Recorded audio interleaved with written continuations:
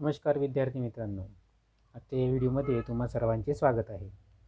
तर आपल्या विज्ञान 1 मधलं पिरियॉडिक क्लासिफिकेशन ऑफ एलिमेंट म्हणजे मूलद्रव्याचे आवर्ती वर्गीकरण हे प्रकरण सुरू आहे.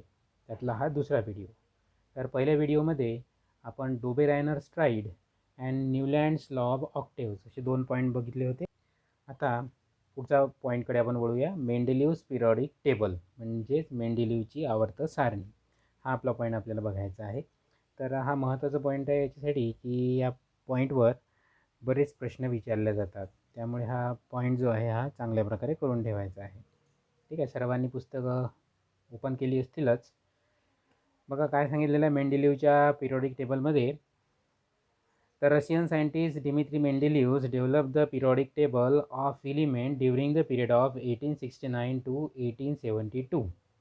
म्हणजे 1869 ते 1872 या 3 वर्षाच्या काळामध्ये मेंडेलीव यांनी ही जी आवर्त सारणी आहे ती तयार केली. Mendeleev's periodic table is the most important step in the classification of the element. जसं आपण बघून आलेलं आहे की वेगवेगळ्या शास्त्रज्ञांनी मूलद्रव्याचं वर्गीकरण करण्यासाठी जे प्रयत्न केले त्यातला हा एक महत्त्वाचा स्टेप आहे. Mendeleev considered the fundamental property of element, namely the atomic mass, as standard and arranged 63 elements known at that time in an increasing order of their atomic masses. मग त्यावेळेस म्हणजे मेंडेलीव यांनी ज्यावेळेस हा पिरियडिक टेबल तयार केला होता त्यावेळेस फक्त 63 मूलद्रव्यांचा शोध लागला होता. आणि मग त्यांनी या मूलद्रव्याची अरेंजमेंट करण्यासाठी कोणचं एक बेसिक प्रॉपर्टी फंडामेंटल प्रॉपर्टी घेतली होती, मूलभूत गुणधर्म कोणता घेतला होता, तर तो होता त्या एलिमेंटचा ॲटॉमिक मासेस म्हणजेच अणु वस्तुमान. यानुसार त्यांनी या मूलद्रव्यांची चढत्या क्रमाने रचना केली. Then he transform this into the periodic table of element in accordance with the physical and chemical properties of these elements. आणि त्यानंतर त्यांनी मग या मूलद्रव्यांच्या भौतिक आणि रासायनिक फिजिकल आणि केमिकल प्रॉपर्टीजचा अभ्यास केला आणि त्यानुसार या मूलद्रव्यांची अरेंजमेंट केली, रचना केली. Mendeleev organise the periodic table on the basis of the chemical and physical properties of the element. These were the molecular formulae of hydrides and oxides of the element, melting point, boiling point, and densities of the element and their hydrides and oxides. मग त्यांनी काय केलं की हे जे रासायनिक आणि भौतिक गुणधर्म जे आहे याच्यासोबतच या मूलद्रव्यांपासून तयार होणारे हायड्राइड्स आणि ऑक्साईड्स यांची रेणुसूत्र, त्याचप्रमाणे या संयुगांचे द्रवणांक, उत्कलनांक आणि घनता या सर्व गोष्टींचा, या सर्व गुणधर्मांचा विचार केला आणि त्यानुसार ही जी आवर्त सारणी आहे ही त्यांनी तयार केलेली आहे. Mendeleev found that the elements with similar physical and chemical properties repeated after a definite interval. आणि या सर्व गुणधर्माचा अभ्यास करत असताना त्यांच्या असं लक्षात आलं की ठराविक कालावधीनंतर ही जी मूलद्रव्ये आहे यामध्ये असणारे जे गुणधर्म आहे हे पुन्हा पुन्हा येत आहेत, रिपीट होत आहे.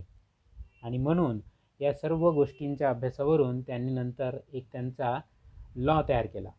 On the basis of this finding Mendeleev stated the following periodic law. आणि तो पिरियडिक लॉ काय होता? Properties of elements are periodic function of their atomic masses. म्हणजेच मूलद्रव्यांचे गुणधर्म हे त्यांच्या अणुवस्तुमानांचे आवर्ती फल असतात.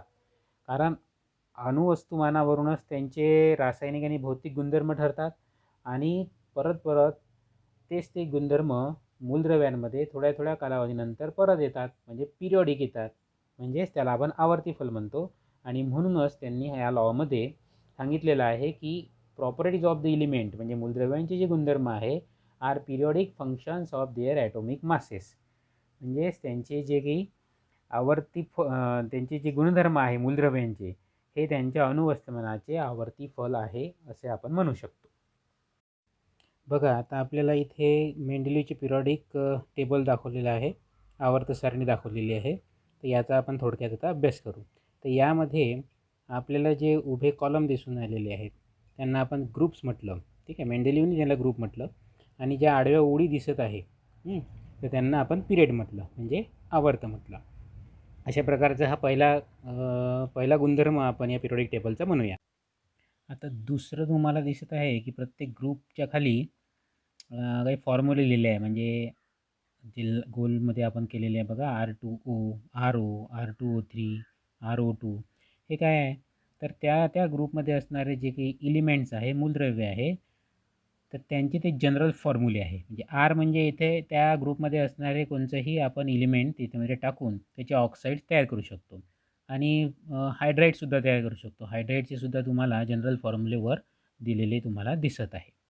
पुढे आपल्याला दिसत आहे की मेंडेलीव यांनी त्यांच्या आवर्त सारणीमध्ये कुठे कुठे रिकाम्या जागा सोडलेल्या आहे, जे आपण लाल यांनी दाखवलेल्या पहा. तर हे रिकाम्या जागा कशाचे आहे की जे मूलद्रव्यांचा शोध लागला नव्हता आणि त्यांना असं वाटत होतं की इथे कोणती तरी मूलद्रव्ये असू शकतात, त्यांचा शोध लागायचा आहे. तर त्यांच्यासाठी सुद्धा त्यांनी इथे जागा सोडलेल्या आपल्याला दिसत आहेत. अजून आपल्याला दिसत आहे बघा इथे 44, 68 अँड 72 अशा या 3 ठिकाणी फक्त त्यांनी ॲटॉमिक मासेस लिहिले आहे, अणुवस्तुमान लिहिलेलं आहे. तिथे मूलद्रव्य कोणते आहे त्यांना माहीत नव्हते, पण अशा प्रकारचे ॲटॉमिक मासवाले एलिमेंट्स तिथे असू शकतील अशा प्रकारचं भाकीत प्रिडिक्शन त्यांनी आधीच करून ठेवलं होतं. आणि नंतर जेव्हा त्यांचा शोध लागला त्यावेळेस ते ॲटॉमिक मासेस एक्झॅक्टली सेम आलेले होते. ते कसे आपल्याला पुढच्या पॉईंटमध्ये पुढे आहेच, आपल्याला ते आपण बघूच.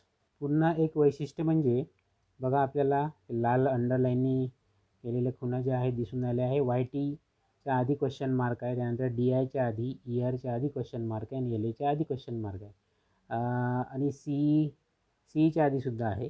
तर या ठिकाणी क्वेश्चन मार्कचं म्हणजे काय अर्थ आहे की त्या मूलद्रव्यांची नावं अनिश्चित होती आणि त्यामुळे त्यांनी तिथे क्वेश्चन मार्क करून ठेवला होता की नावं समोर जाऊन बदलूसुद्धा शकतात. अशा प्रकारचं भाकीतसुद्धा त्यांनी इथे करून ठेवलेलं आपल्याला दिसत आहे.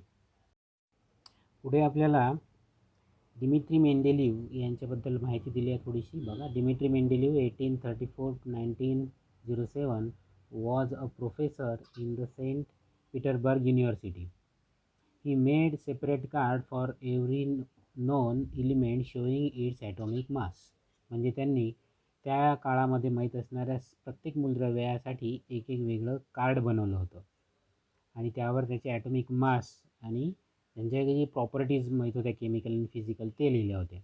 ही arrange the card in the accordance with the atomic masses and properties of the element which resulted in the invention of the periodic table of element. आणि जशा प्रकारचं ॲटॉमिक मास आहे चढत्या क्रमाने आणि त्याचप्रमाणे त्याचे ज्या काही गुणधर्म आहेत सेम सारखे सारखे गुणधर्म आहे, अशा प्रकारे त्यांनी ते कार्ड असे अरेंज केले. सारखे सारखे मूलद्रव्यवाले एकाखाली एक एकाखाली एक आणि चढत्या क्रमाने त्यांनी त्या कार्डाचं अरेंजमेंट केली आणि त्यातूनच या पिरियडिक टेबलचं शोध लागला.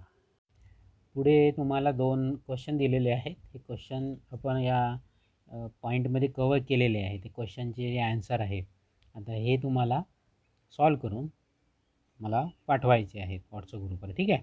आता पुढचा पॉईंट आपण घेणार आहोत, मेरिट्स ऑफ मेंडेलीव्स पिरियडिक टेबल. म्हणजे मेंडेलीवच्या आवर्त सारणीचे गुण. काय गुण आहे मग त्याच्यामध्ये, की मेंडेलीवने जेव्हा हा पिरियडिक टेबल तयार केला होता त्यावेळेस त्यांना हे नक्की माहीत होतं की ही जी माहिती त्यांनी दिलेली आहे ही अंतिम नाही आहे, इट कुड चेंज.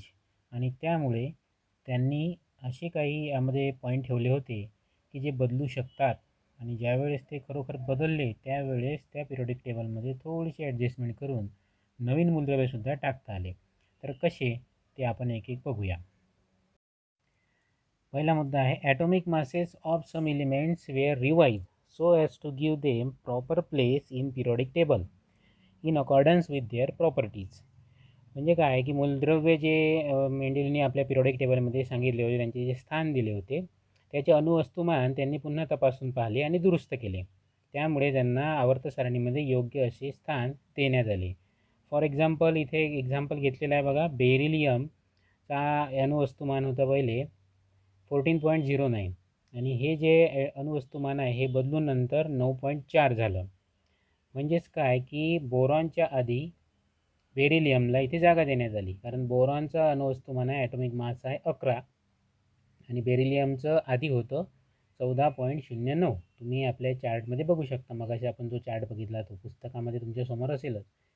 तर याच्यामध्ये जर बेरिलियम 14.09 असता तर बोरॉनच्या नंतर त्याचा म्हणजे बी जो आहे नुसतं सिंगल बी त्याच्यानंतर त्याचं स्थान आलं असतं. पण आता त्याचं अणुवस्तुमान जे आहे ते पुन्हा पडताळलं गेलं आणि ते झालं 9.4. त्याच्यामुळे बोरॉनच्या आधी बेरिलियमला या पिरियॉडिक टेबलमध्ये स्थान देण्यात आलं. हा झाला पहिला गुणधर्म. दुसऱ्या मेरिट्समध्ये आपण सांगू शकतो की Mendeleev kept vacant places in the periodic table for element not discovered till then. म्हणजे मेंडेलिव्ह यांनी तोपर्यंत शोध लागला नव्हता, त्यांच्या वेळेपर्यंत ज्या मूलद्रव्यांचा शोध लागला नव्हता, पण ती मूलद्रव्ये तिथे असू शकतात असं त्यांना माहीत होतं आणि त्यांच्यासाठी त्यांनी जिथे रिक्त जागा ठेवल्या होत्या, रिकाम्या जागा ठेवल्या होत्या. बघा आपल्याला इथे 3 रिक्त जागा दिसत आहे, 44, 60 आणि 72 वाले. याचा अर्थ काय की ते जे मूलद्रव्य आहे त्यावेळेस त्यांचा शोध लागला नव्हता, पण अशा ॲटॉमिक मासवाले मूलद्रव्य इलिमेंट जिथे असतील असं मेंडेलला माहीत होतं. इतकंच नाही तर या अननोन एलिमेंटची नावंसुद्धा त्यांनी दिली होती आजूबाजूचे जे मूलद्रव्य आहे त्यावरून, जसं इका बोरॉन, इका ॲल्युमिनियम आणि इका सिलिकॉन, यांचे ॲटॉमिक मासेस आपण बघितले होते 44, 60 आणि 72. आणि त्यानंतर जेव्हा यांचा शोध लागला त्यावेळेस यांच्या प्रॉपर्टीज ज्या मेंडेलिव्हनी सांगितलेल्या आणि नवीन नंतर शोध लागल्यानंतर ज्या प्रॉपर्टीज होत्या त्या अगदी जवळपास सारख्या होत्या. तर इका बोरॉन स्कँडियम म्हणून आता ओळखले जाते, इका ॲल्युमिनियम गॅलियम म्हणून आता ओळखले जाते आणि इका सिलिकॉन जर्मेनियम म्हणून आपण त्याला आता ओळखतो. तर त्यांच्या प्रॉपर्टीसुद्धा फार सेम होत्या, आपल्याला समोरच्या चार्टमध्ये त्या दिलेल्या आहेत. तर बघा या चार्टमध्ये इका ॲल्युमिनियम हे मेंडेलिव्हनी सांगितलेल्या प्रॉपर्टीज आहेत त्या, आणि गॅलियम ॲक्च्युअल सध्या आहेत ते. तर याच्यामध्ये आपल्याला बिलकुल ॲटॉमिक मासेसचं साम्य दिसत आहे. 68 सांगितलं होतं मेंडेलिव्हनी आणि सध्या आहे 69.7, म्हणजे ॲप्रॉक्सिमेटली सेम. डेन्सिटी आहे 5.9 इका ॲल्युमिनियमची आणि गॅलियमची आहे 5.94. मेल्टिंग पॉईंट लो सांगितला होता मेंडेलिव्ह यांनी आणि तो नक्कीच लो आहे, 30 फक्त 30.2. फॉर्म्युला ऑफ क्लोराईड, इका ॲल्युमिनियमचा फॉर्म्युला होता ECl3 आणि गॅलियमचा फॉर्म्युला क्लोराईडसोबत बनतो, क्लोरीनसोबत बनतो GaCl3. ठीक आहे. त्यानंतर ऑक्साईड्सचे सूत्र सांगितलं होतं E2O3 आणि गॅलियमचं सुद्धा तसं सूत्र बनलेलं आहे E2O3 Ga2O3. आणि नेचर ऑफ ऑक्साईड सांगितलं होतं आपल्याला ॲम्फोटेरिक ऑक्साईड आहे आणि गॅलियमचं ऑक्साईडसुद्धा हा ॲम्फोटेरिकच आहे. तर अशा प्रकारच्या ज्या प्रॉपर्टीज आहे मेंडेलिव्ह यांनी प्रिडिक्ट केलेल्या आणि सध्याचे जे काही मूलद्रव्य आहे आणि ज्याचा शोध लागला आणि प्रॉपर्टीज पूर्ण माहीत झालेल्या आहे त्या बिलकुल जवळपास सारख्या होत्या. त्यानंतर तिसऱ्या मेरिट्समध्ये आपण सांगू शकतो की there was no place reserve for noble gases in Mendeleev's original periodic table. However, when noble gases such as helium, neon and argon were discovered toward the end of the 19th century, Mendeleev created the zero group without disturbing the original periodic table in which the noble gases were fitted very well. म्हणजे त्यावेळेस Nobel गॅसेसचा शोध लागायचा होता, पण ज्या वेळेस या Nobel गॅसेसचा शोध लागला जसं हेलियम, निऑन, ॲर्गॉन, त्यावेळेस जे मूलद्रव्य आहे सध्या त्या मेंडेलिव्हच्या पिरियॉडिक टेबलमध्ये त्यांना कोणत्याही प्रकारचं डिस्टर्ब न करता मेंडेलिव्हनी सेपरेट असा एक ग्रुप बनवला, झिरो ग्रुप. आणि त्यामुळे ते जे नोबेल एलिमेंट्स आहे, नोबेल गॅसेस आहेत, जे मूलद्रव्य आहे ते व्यवस्थितपणे त्या पिरियॉडिक टेबलमध्ये आवर्त सारणीमध्ये व्यवस्थितपणे बसले. पण इतकं सर्व असूनसुद्धा मेंडेलिव्हच्या आवर्त सारणीमध्ये काही ना काही त्रुटी होत्या, त्या आपण आता बघणार आहोत. डिमेरिट्स ऑफ मेंडेलिव्हज पिरियॉडिक टेबल, मेंडेलिव्हच्या आवर्त सारणीतील त्रुटी त्या कोणत्या कोणत्या होत्या त्या एक एक करून आपण आता बघूया. पहिली त्रुटी सांगितलेली आहे, the whole number atomic mass of element cobalt CO and nickel Ni is the same. म्हणजे कोबाल्ट आणि निकेल या दोघांचेही ॲटॉमिक मासेस जे अणुवस्तुमान आहे ते सेम आहेत. आपण जर चार्टमध्ये जर बघितलं, बघा आपल्याला या चार्टमध्ये दिसत आहे कोबाल्ट आणि निकेल दोन्हीचे ॲटॉमिक मास 59 आहे, बरोबर. मग सिक्वेन्समध्ये मग पहिले कोण येईल, पहिले कोबाल्टला ठेवायचं की पहिले निकेलला ठेवायचं, ही एक डिमेरिट त्रुटी आपल्याला मेंडेलिव्हच्या पिरियॉडिक टेबलमध्ये दिसत आहे. ठीक आहे. पुढे बघा दुसरी त्रुटी आहे, isotopes were discovered long time after Mendeleev put forth the periodic table. त्यानंतर मेंडेलिव्हने त्यांचा पिरियॉडिक टेबल जेव्हा डिस्कवर्ड केला त्यानंतर बऱ्याच काळानं आयसोटोप्स म्हणजे समस्थानिकांचा शोध लागला. As isotopes have the same chemical properties but different atomic masses a challenge was pose in placing them in Mendeleev's periodic table. मग आयसोटोपचं काय वैशिष्ट्य असते की त्यांचे केमिकल प्रॉपर्टीज रासायनिक गुणधर्म हे सेम असतात, पण त्यांचे जे काही ॲटॉमिक मासेस असतात हे डिफरंट असतात. बरोबर आहे. मग नेमकं त्यांना कशाच्या आधारे या पिरियडिक टेबलमध्ये ठेवायचं.